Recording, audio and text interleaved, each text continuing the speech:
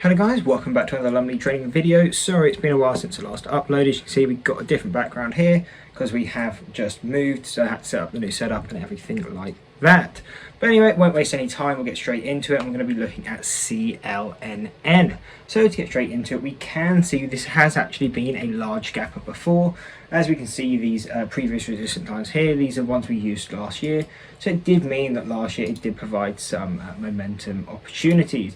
But anyway, we'll get on to what levels we're currently looking at now. So currently we're around $3.50.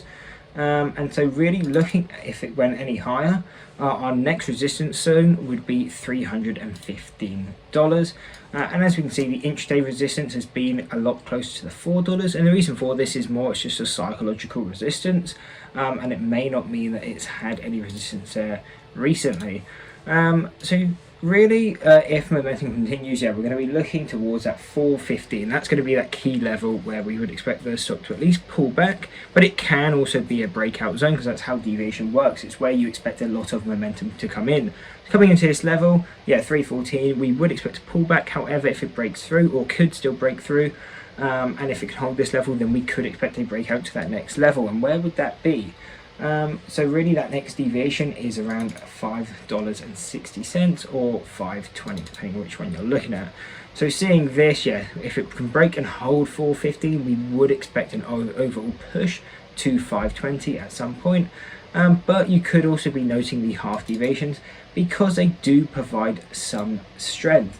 Obviously, they're not going to be as strong as the key levels on the whole deviations.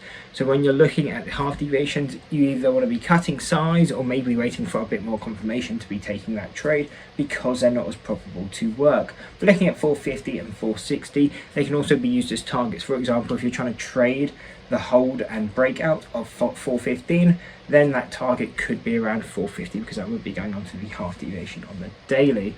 But overall, we would expect it to push higher if it can to 520 and 560. And again, if you're looking to short the stock, these would be levels where we'd expect pullbacks. But depending on how you trade, whether you're a short bias or long bias trader, you can use these levels in different ways. Meaning you could short the initial hit of them, or you could be waiting for the break and hold of, and then that's how you can trade it long. Then if we can break that 560 level and kind of hold above it, you're going to have some resistance at 620 because that is the fourth deviation on the 4 hour, with the next key resistance being around 775, which is the third deviation on the daily. And this is where we really wouldn't expect the stock to go any further. Obviously that is still about 100% from where we are now, but on these kind of momentum stocks it is definitely possible for it to push that far. So if it does, 775 is really where we would expect it to end.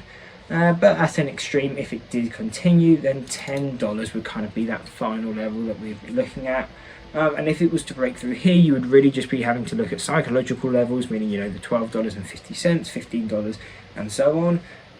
And then also going back and looking at previous resistance. So for example, here you can see the 52-week high currently is around $13.69. So that could be a resistance. Now, what else targets are we looking at? Maybe lower from where we are now.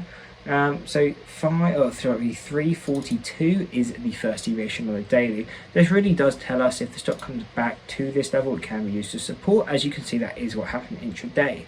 But what this level also tells us is if CLNN comes back to this level and fails to hold it, meaning we break below, maybe come back, retest and continue to sell off, then that will most likely tell us that this move is overall done. And really you should be looking at other stocks for momentum because it may mean that the overall momentum is dead. But if it does continue that bit lower, then you could be looking at around $3.10, and you can see that's where you did have some choppiness and pullbacks in the morning. And again, you'll be looking for the same thing. Yes, you would expect to bounce off here. However, if it can't hold that level, the break below, retest, and then the sell-off is what we would expect, because we would expect the momentum to be done. And then really what are going to be the overall targets. So really, if you're holding this short, we would really be looking not to hold any further than 310. But if you were, and you were very confident on this trade going down, or you have another reason to maybe for a reason why you're going to hold lower, then 208 will really kind of be our final level. And the reason for that is the statistical mean on the 4 hour, which is the closest of the two statistical means. So really, when it comes into this level, then it's a lot more of a gamble whether it'll go up or down, and that's why we would lock in all profits coming into this level. But really, that is the breakdown on CLNN. So if you did enjoy, don't forget to drop a like and subscribe. I hope to see you next one, and that's it. Peace. And maybe I'm crazy.